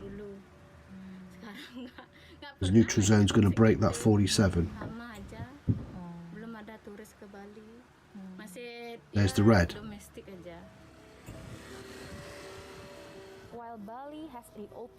Let's see if it dips down. If it touches that neutral support. Balinese people here really hope they can see more people from Australia, China and Europe to come visit next year. Oh, I got 18 and 9 then. It just I hit the level and got out. So I got 18 and 9. So we've done it. $8.23. So we've done it. We're 20% up on the account. There you go, just to show everybody. Ooh. There you go, it's my live account, as you can see, or one of my live accounts, should say. There we go, look. So $8.23, and we started with $40, and now we're $48.47, and that's just in an hour's, about just over an hour's trading. There's the scalping, no different to how I normally trade on a bigger account. The guys know I do 20 to 30 scalps a day. I'm doing 2 positions, so really you can half this, because I do 2 positions in a go. But there you go. 20%, more than 20% achieved, and we've still got the news to trade in the next 3-4 minutes. So we're playing with house money. We're not going to be crazy, but we'll see if we can get a little win to end the stream with. All on gold, all using a 1 to 500 leverage. And this is how I do it. This is how I do it on a big account, small account. You know, and it's nice winning with small money. You just get that feeling, that buzz that you're doing something right. And obviously we took 4 losses and counteracted all those with trades going in the right direction. So as you can see there, look, there's the account, 29, 35. That's great. So if we'd got $1,000 account, we'd be now $200 up in an hour, which is what we usually do on most days. So no different. Like I say, I don't trade any differently to what I normally do. Just that on a bigger account, these here wouldn't have been losses. They'd have both been wins, because I've got a bigger account to allow the drawdown to, you know, not worry about the drawdown and let it come back to me, which these were doing. And in fact, you can look on the charts, both these ended up being winners, but I ended them because I took trades the opposite way. I was already in profit. I'm not greedy. I don't have to see everything green, as much as I love that. And that's how you've got to do it on a smaller account, is just adjust the amount of drawdown you can take. So but there you go, that just shows you the setup there. That's, you know, gas from Russia goes into Europe. So that's one area where the president shed some light of the tensions with the West. Then they've come back. So happy with that, Justin? 20%'s not bad. Would mean good day. And sanctions on. And they've still got the news to go. The question, Jonathan, if you're sitting in the Kremlin this morning, is potentially what Putin could be weighing is what can he do? Pulls back off of that neutral support zone. Yeah, I got out just right, you see. And why did it get out? Because it hit the neutral support. We know price retest. Now we're looking at forming a bigger double top here. The price can go up, depending on this news that comes out in the next 10 minutes. A difficult moment for the administration and for many politicians worldwide at the moment, and of course for the Ukrainians. Anne-Marie, thank you very much. That additional clarification came from the spokesperson for the NSC for this White House. Emily Horn said the following: he was referring to the difference between military and non-military paramilitary cyber action by the Russians. She went on to say such actions would be met by a reciprocal response in coordination with allies and partners. The cleanup effort continues. The White House on the energy push is now running out of options, and clearly for some people there is a conflict here between the objectives to get crude prices lower and the foreign policy goals too. We caught up with Brian Deese. He says it's a problem. Some of the tightness in oil markets right now is a function of the fact that those supply targets have not been hit because there's been events in certain countries. We can work and engage with those countries. This is work not yet finished. And the American people are frustrated, understandably so. Bloomberg's Julian Lee joins us now. Yeah, bouncing back. Brian Deese thinks the crude price is a problem. The foreign policy objectives, whether they are in conflict with what they want to do with crude prices, remains an open question, Julian, but I think the answer is somewhat obvious. Can you run me through what this administration can do? The president said yesterday in that news conference that they can do more to get crude supplies up. You saw what we did last time around, and we both saw what they did last time around. It hardly had any impact whatsoever, Julian. What can they do? Well, I think their existing home. You know, there's 2 or 3 things they can do. They can continue to put pressure on the OPEC Plus producers to open the taps more quickly than they are doing already. They can urge US oil producers and perhaps put in place some Have a quick look at oil on my other chart. Just, there we go. Stimulate drilling in Oil's done. Look at that for a W pattern on oil. Look at that. Perfect. Bang. Double bottom. Up it goes. And now retesting for a double top. Look at that. Oil's looking great. What a good setup. Look at that. Come back and retest that zone at $86 a barrel on the news later on. Their ability to deal with any sudden loss of supply through RSI is coming away on that. It's really good. Anywhere in the world, that's already looking. US 30. We didn't trade the open, but obviously there I can see there's the spike for the open. Look already. Look at that. You know, in one sense, that's the obvious way. There's your open. That runs very much contrary. You could have got that down to here. You'd have taken the sell in the direction of the news, and you'd have got 10. There you go. Easy 10 pips, 100 points on the NY Open. As the news was worse than expected, you see. So it reacts to it and then reverses on you. Of course. And the sales are really not picking up that fast either. Julian, yesterday the president also said Again, I would have taken a sell here at the top of that wick, and look at it, comes all the way back down again. I had 4 positions on that. Perfect. As you know, Europe gets more than 40% of natural gas from Russia. Julian, how are they going to do that? Well, again, you know, this is a big problem. Can you put much more on liquefied natural gas tankers to carry it over to Europe? Before reversing. I would imagine that most of those facilities in the current export environment are operating. If you have any watchers, please give us a like, share, comment on this. You know, and if you want me to do more, you know, true scalping like this with smaller account, then fine. You know, the pipeline links Russian gas fields to European customers. US 30 now, look, going to get back in the trade. Let's just watch gold again. Here you go. As Justin said, it's reversed out of that zone. Not entering a buy because 1, we're close to the news, and 2, look, we're banging against the trend line. I want to see a trend line break. But we're in this range. Taking half a dozen trades within this range, you see. Julian, thank you for that, buddy. Appreciate it. We could have gone in there, which we did for the buy, win. Now we're back in again. It was above the trend line. I mentioned we heard from the Ukrainian president out on Twitter saying the following: "We want to remind the great powers that there are no minor incursions and small nations, just as there are no minor casualties and little grief from the loss of loved ones. I say this as the president of a great power." The words of the Ukrainian leader in the last 30 minutes or so. Let's get you some sector price action. This equity market bouncing back. Here's Kriti Gupta.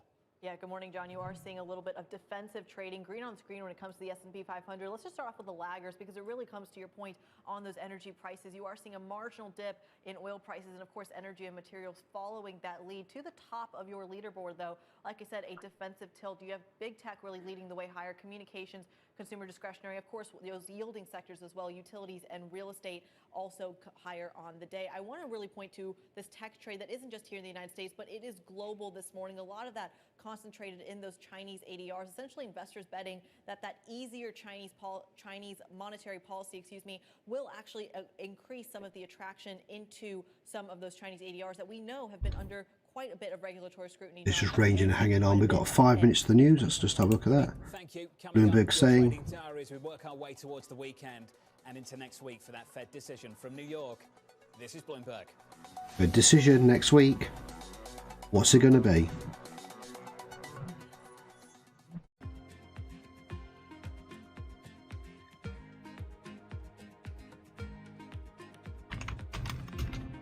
So, Fed decision? Yeah.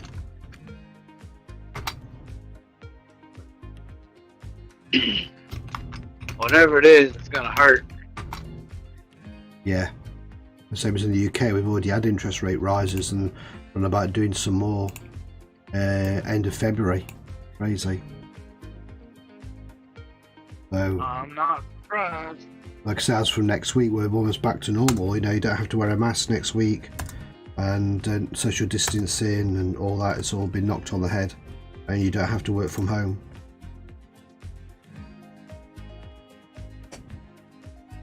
I wish I could work from home.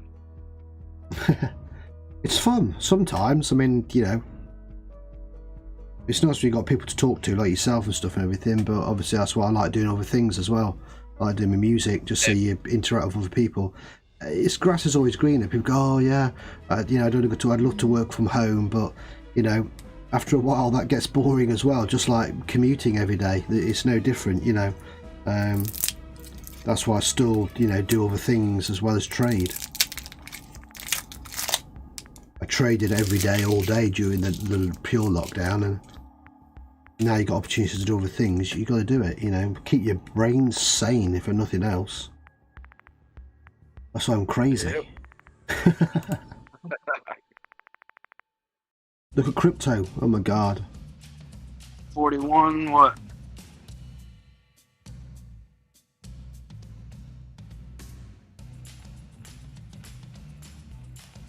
Everything down again at the moment. No surprise there.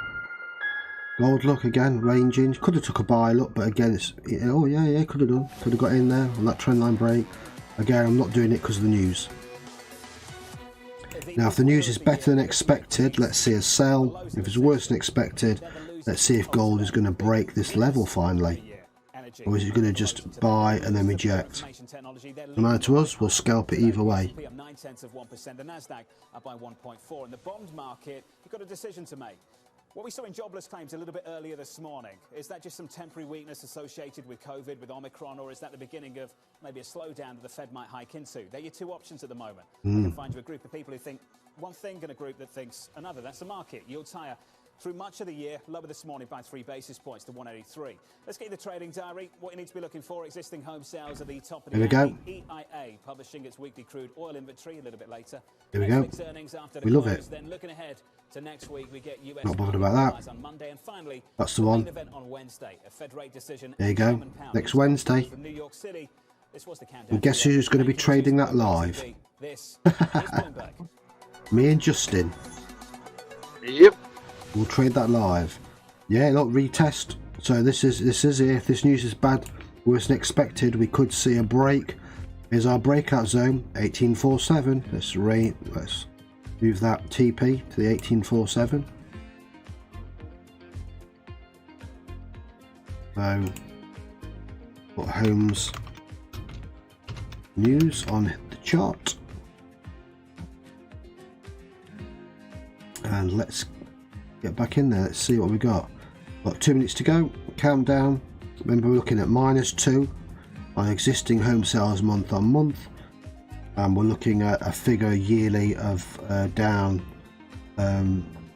to 6.44 million from previous of 6.46 existing homes. So to the downside is what we're trying to say, you know, without being technical. So it's expected to be worse than expected. Worse, so let's see. Nobody knows. Mentioned the 1.5 million tests. That's quite a feat. At the same time, I've seen estimates say that'll get you through about a week or so. What do you do after that? Let's see if we can get a final win. Why not use the test strategically? Gold is perfectly set up, look, either to give us 5 to 10 pips on the win. Nearly 10. Or we get the sell, it's going to drop down back down towards the trend line again. So we're talking about, yeah, nearly 10 pips either way. We've got a chance of bagging here. Again, with my arrow where it could end up. Again, I'm just going to raise that TP because we want to be bottom of that last candle here, or breakout zone here, above, or spike up above it. And we've got a points of interest line here, so this is the range what we're looking to trade in between. Get ready, make sure I'm on live, and I'm on, yeah, 0.1. 20 seconds, let's see. It's high impact news, and we'll be ahead of the game in Bloomberg because obviously their stream lags by a few seconds. So 10 seconds, good luck everybody. Let's see if we can get a few more cents, golden cents. $1 would be good. It's worse than expected. Well, well, well. Worse than expected, so let's just print that. into the group. Believe it or not, gold pulled back off that resistance zone. Yeah, I can get 2 buys in.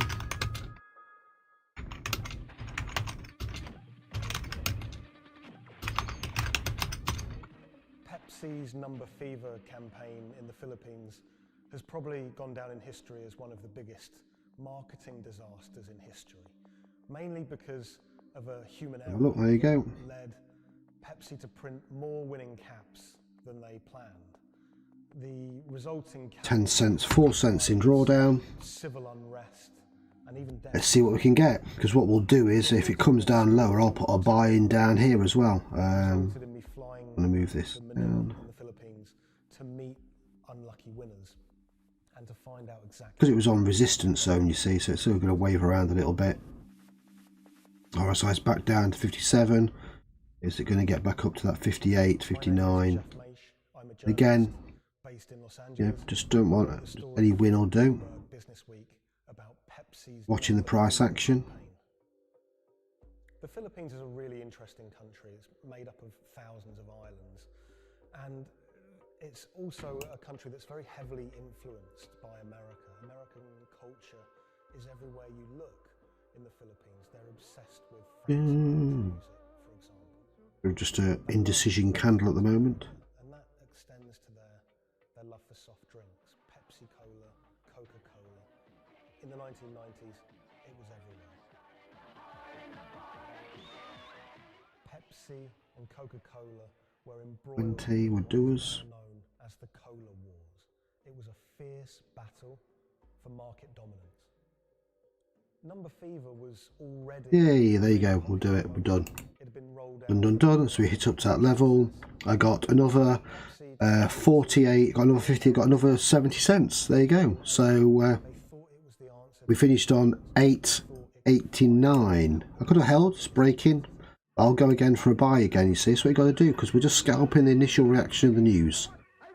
And like Justin said, we're banging away at the top of this resistance zone again, so we could get a drop, could get a break now, but I'm going to enter another buy if we break out the breakout zone here. This is the sensible thing to get out of the trade, you know. That's still a good percentage win. All done. $1 million pesos was wealth beyond anyone's wildest imaginations. Number Fever caught fire in the Philippines. And we got $8.89. I'll just show you that. Total scalping for the session. There you go. Our goal was 10%, which was $4, and we've ended up with $8.89. So we're about 22%, 21% up. There's all the trades, and as you can see, majority green. And all you got to do is translate this to a bigger account size. 500. You know, I mean, usually I don't do 20% wins. We usually aim for 5 to 10% is kind of what we look for on a daily basis, and what you should be looking for. You don't, you know, technically overtrade, but just for entertainment purposes, we've done over 20% return on our investment today. And as you can see, we're at $49.19. Would have been nice to get to 50, but again, I don't worry about those kind of things where a lot of traders are like, oh man, you could have got 50. It's nice to have around 50, but that's when you lose. That's when you lose, when you start looking at that. What I look at instead is I look at price action. You know what I mean? And at the charts instead, and they tell me whether to get out of a trade. And as you can see, look, it flared up, but it didn't break. It hasn't broken, so I did the right thing. I went the way of the news. Worse than expected news. Worse. -4, 61.8, 6.18, sorry. Means that we buy gold because we go the opposite direction, counter to the US 30. As you can see, look, there is the American news. So here would have been your trade. Show how effective it is. There's the Holmes news. Worse than expected. So what you did on US 30, as I always do every day, is sell. And you just sold right there, top of that candle. Look at that, perfect. So that would have been, just a shame you can't trade it with a small account. It's just, you know, that you could have been 70 pips up on US 30. Because obviously that moved more than gold does, which is always kind of mostly the way, apart from NFP. They realised something was seriously wrong. Pepsi tried to solve the problem by offering a small token donation to anyone that brought a lucky bottle cap to their bottle. But it wasn't enough. So I hope someone got US 30. People wanted their million peso prize. Within a year, Because that was a nice sell. protests and riots outside Pepsi factory would leave dozens injured and 5 people dead. One Pepsi factory in the Philippines, a grenade was thrown through the window. It killed 3 Pepsi employees. Perfect. Anacita Rosario was a school teacher living near Manila in the Philippines. She was one of the tragic victims of this whole thing. She was walking to a nearby store to buy some rice one day when a Molotov cocktail was thrown at a Pepsi truck in a violent protest. It bounced under the truck and exploded. It killed her and an innocent bystander who was just a child and injured many others. When I was in the Philippines, I tracked down Anacita's daughter, Cindy, and Raul. It was clear to me that they were still very upset by the whole thing. You know, a family had been ripped apart by this competition. And Raul told me that he'd never remarried. He'd told me that he'd gone to meet Pepsi executives after his wife was killed. And he was angry. He said to them, you know, this wouldn't have happened if it wasn't for you, if it wasn't for Number Fever. The biggest meeting was rumours that Pepsi was somehow involved in bombing their own trucks. I found a newspaper report. There you can see, look, it's trying again to retest it like the 4th, 5th time. And when I visited the MBI, the police department in the Philippines, they presented me with documents and interviews with people who claimed. So you got the oil in about 50 minutes time for those of you with a bigger account. To cause trouble And obviously with the oil, excuse me, if you trade like I do WTI, you go the way of it. that were fighting them to try and curry favour. I just thought that You trade in the dollar, so shocking, and of course Pepsi. you go the opposite, and it tells you right there. How bizarre that No hidden secrets. It's there to be traded. You just got to have the cajons to do it. And obviously with oil, make sure you've got a bigger account. At least $1,000 is ideal, really. Again, it's a good win rate. I think we've only had 1 loss on gold, on oil recently. So. Touch wood, don't want to take fate, you know. Look at that beautiful pattern.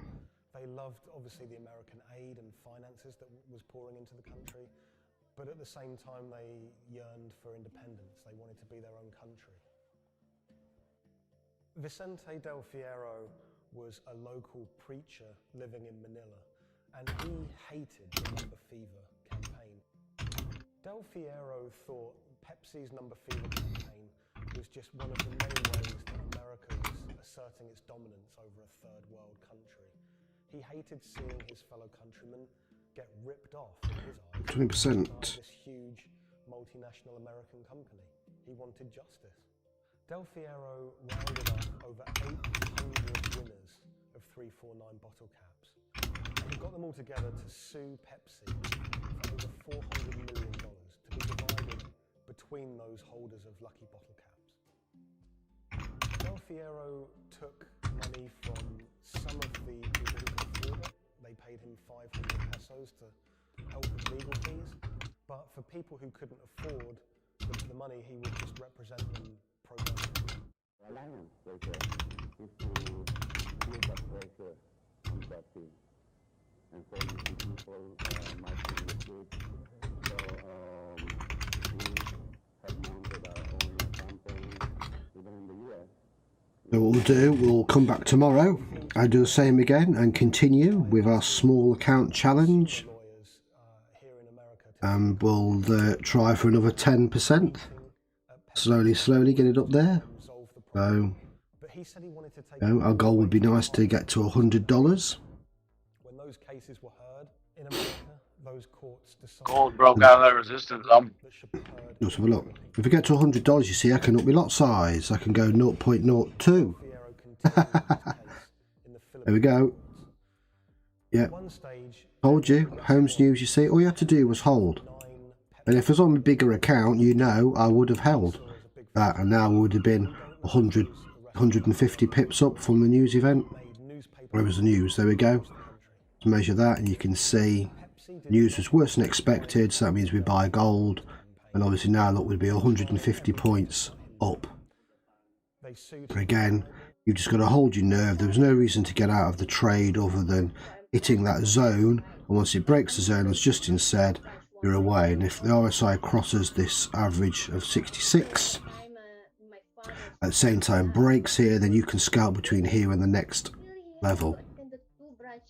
You see it's already trying to hit it. Another 5 to 6 points. Perfect. My father passed away January 13, 2010 after staying for almost 1 year in the hospital. He died of complications due to heart failure. After the death of my father, Well, after that we've done 1, 2, 3, 4. PepsiCo will be remembered for what they did to the consumer in the Philippines and to my father. Oh, we've done 20 positions. We took 10 trades today. 10 trades, 20 positions because I double up, and we lost 2. So we had an 80% win rate today. Thank you, fans. That's not bad, is it? All in a day's work. They were very careful to say that they were sorry for everything that happened, and we do know that Pepsi did try everything to try and make this right. The Pepsi So yeah, 10 trades and just 2 losses. And like I say, they would have been winners. But the financial effect could be much greater. After the disaster, we know that Pepsi sales dipped. They were overtaken by Coca-Cola again. Pepsi's number through the disaster changed the legacy of that soft drink in the Philippines forever. Some people of a certain age won't touch it. For many people, Pepsi is a taboo word.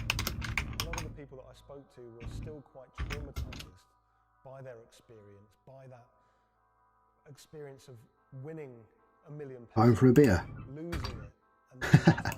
Sometimes it's just as stressful doing small money as it is doing big money, because you know you could blow the account in 30 seconds if you're not analysing it right and doing it. You know what I mean? It's kind of like when you've got a bigger account, you go, yeah, I'm a few dollars down, I'll leave it, whatever. You know, you can be a bit blasé. I mean, you can end up losing a lot more because of that. But with a small account, you feel more connected to it. You kind of want to protect it a bit more. You know. So, yeah, but we still could do a lot. I could blow it all tomorrow in one trade, you know what I mean? I don't want to, but let's see what we can do. Like I say, we're up $9. That gets me a decent meal, doesn't it? In a diner. There you go. So that will do. I will go and spend my $9. As you can see, look, gold didn't break our zone. This is why we've got these breakout zones. There's the top. Yep. And as you can see, the bottom is all the way down here. And our heavy support zone of 1835, so it's quite a big zone. Where we get a significant move, and gold is backed off it. So we could have gone in for another sell, and if we're staying alive and trading, obviously I'd wait for this to come into the neutral, go red, and we'll probably take another sell and keep scalping in and out this range. Why not? If I keep winning $1 here, $1, this is how you do it. This is how you get the technique. You practice the technique when you get moments like this, and then we'll get a break. There'll be an eventual break of some, you know, either below, like Justin says, below the neutral, back down to 1820, or we'll set a new high as we go up towards 1850 heavy resistance. So it's all here set out for you on the Axe system. No need to look at multiple time frames. It's just practicing the technique and having the eye and using price action along with the RSI and our dashboard. That's what takes the time, and then when you've cracked it, you can do what we do. So if you want to learn how to do that, then obviously join us at www.mohawkforex.com, and you can see how to join this Discord group that we've got set up. So we will now call it a day. I've enjoyed that, really good. We'll be back tomorrow. Like I say, it's a very low news day tomorrow, Friday trap day as well, but we'll go for it. You know, we'll do an hour's live stream around the New York Open, see if we can bag a few pips, see what news there is out there in the bigger world. But thank you again, Justin, for joining me. Always, brother. And I will see you on the other side. Until then, trade safe, everybody. Keep the true scalping. Give us a like, share, spread the word. And I'll catch you on the other side. Take care, all. Trade safe. Cheers.